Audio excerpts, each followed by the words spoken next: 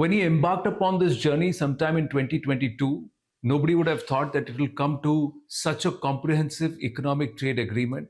So first up to the Commerce and Industries Minister, hearty congratulations to you and your team on this deal where Prime Minister Starmer has said that this is the biggest and the most comprehensive deal post-Brexit that the UK has entered into. So खुश तो बहुत होंगे आप?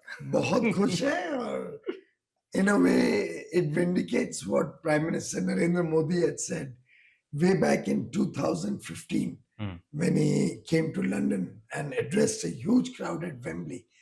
He said, we may be two nations, but we share a glorious future. And मैं समझता हूँ कि वास्तव में प्रधानमंत्री मोदी जी की जो दूरदृष्टता है, जिस प्रकार से उन्होंने भारत को अब साझेदार बनाया है विकसित देशों का, जिससे हमारी मानसिकता भी विकसित बने, जिससे हम भी सोचे अच्छी चीजों की, बड़ी चीजों की, छोटा ना सोचे. तो मैं समझता हूँ ये जो पूरा बदलाव आया है भारत में, ये मोदी जी की सबसे बड़ी ताकत है, देन है देश के लिए, और भारत का भविष्य उज्जवल है. But it's not a free trade agreement. It's a CETA because there are certain sectors that you have protected for Bharat. And which are those sectors? And let's try and put that out. When it comes to produce, so apple growers and then all these sensitive sectors. For example, dairy is not open. Dairy. No rice, no sugar, no apples. Every country, you have to look at the strengths of the country. See what are your offensive interests, कि आपको क्या market access चाहिए, and what are your defensive interests, कहाँ पे आपको खोलना नहीं है या बचना है. वैसे ही दूसरी तरफ के भी दोनों होते हैं. Right. एक अच्छी बात जो माननीय प्रधानमंत्री नरेंद्र मोदी जी ने मुझे सिखाई है कि सेंसिटिव रहो दूसरे के प्रति, तो वो भी आपके प्रति सेंसिटिव रहेगा. और एक प्रकार से वो हमारी आज के दिन नेगोशिएशन में सबसे बड़ी ताकत वो है कि दोनों देश शुरू में ही तय कर लेते हैं कि एक दूसरे के सेंसिटिव सेक्टर्स को हम रिस्पेक्ट करेंगे, प्रोटेक्ट करेंगे. जैसे ही आप वो शुरुआत वहां से करो तो आगे का रास्ता बड़ा ही स्मूथ हो जाता है. You've engaged with the conservatives, you've engaged with the labor leaders. The conservatives feel this deal was inked a year ago, and the labor is eating getting the cake and having the last laugh.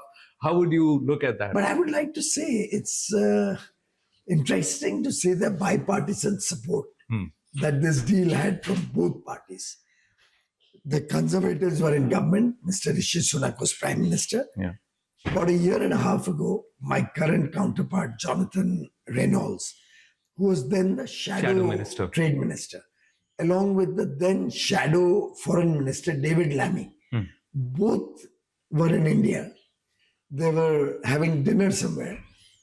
And I got a call that they would like to meet me. I was busy in office, so I was getting late. So finally, I was able to meet them at about 11 or 11:30 in the night when I invited them home for coffee and dessert. So much so that Mr. David Lammy must have been tired with the time change and all. He was almost sleeping on my sofa. But Jonathan was up and about. And you know what Jonathan told me that time? He said, look, we encourage you to finish the deal, finalize it with the then government. But if you do it, we will come into power after the election. They were so confident. And we will approve it in Parliament. But should you not succeed, I assure you, we will accept whatever is decided between the two governments. We'll build upon it and we'll finalize the agreement. You have our assurance that we want to do a deal. And they put it in their manifesto. No, fantastic. To do a deal with India. And he became the trade minister, and today he has delivered. My compliments to him and to Prime Minister Starmer.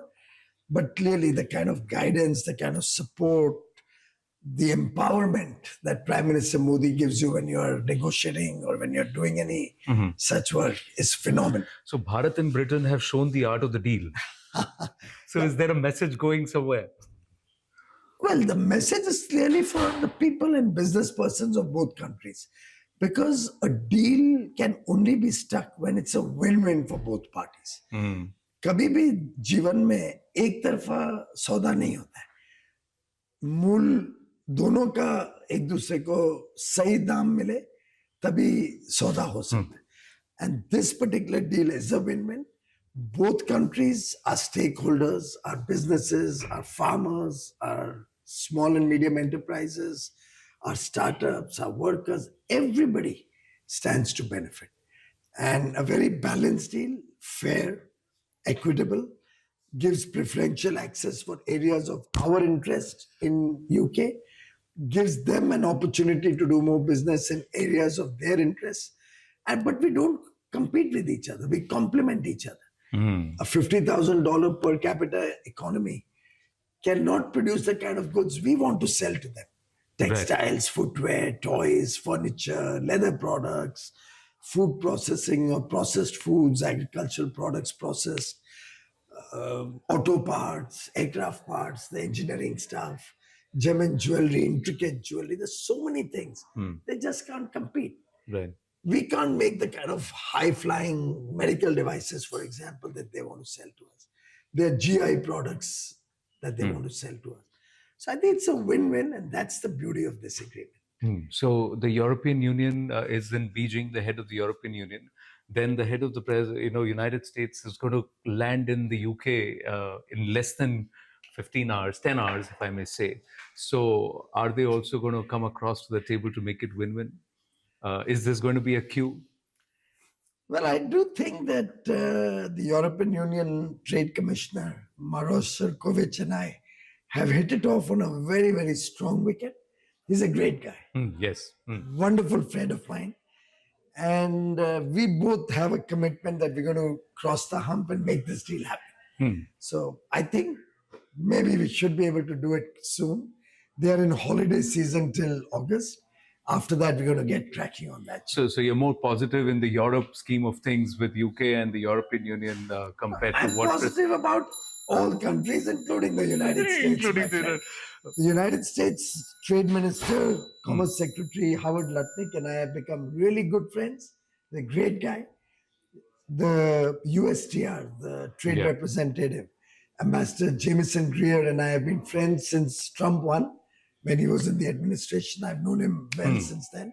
So I am very comfortable working with the United States, and I'm enjoying working across the world with trade agreements happening as far away as New Zealand on the one side, Chile and Peru on the other side, and Europe somewhere in between. Lovely. So final question. As we speak, we are into the 25th of July in Bharat. And technically, Prime Minister Narendra Modi becomes the second longest continuous term serving Prime Minister after Pandit Jawaharlal Nehru. So he eclipses Prime Minister Indira Gandhi. Your thoughts on his leadership and how much of a difference his leadership has made in Bharat also straightening equations with politically adverse leaders, nations. Maldives, he's in Maldives right now. The Labour was against a trade deal in the first place in Britain. Now they've signed the trade deal. You see how Canada has turned around with Mark Carney. So Maldives, yes, Maldives, Sri Lanka, yeah. So Prime Minister Modi is truly a statesman, a visionary, a very sensitive human being, caring, concerned about smaller countries, the global south, the less developed countries. And more importantly than anything else, he's a good human being. He has completed his term so far as the second longest serving, but this is only the beginning. He has a lot of ambition, a lot of dreams for our country. He wants to make this country the most consequential and most important country. And the people of India deserve a better life, a better future, which Prime Minister Modi is committed to giving. So he is going to become the longest serving Prime Minister in this country. He has miles to go. He has huge aspirations for the country. He's committed to working the way he usually does to strengthen our relations across the world. He's received 27 international honors. Yes. I don't know of a parallel anywhere in the world of that kind of respect and adulation. He's been the most popular leader for the last 11 years across the world. Undisputedly, a person who is shaping the destiny of 140 crore Indians. And that destiny under his leadership is going to be great. Well, if he's going to be continuing to work hard, that means you've got your task cut out. So, Honorable Minister, it's Britain now and hoping that it's Europe next. Look Congratulations. forward. Thank you so much. Thank you. Bye-bye.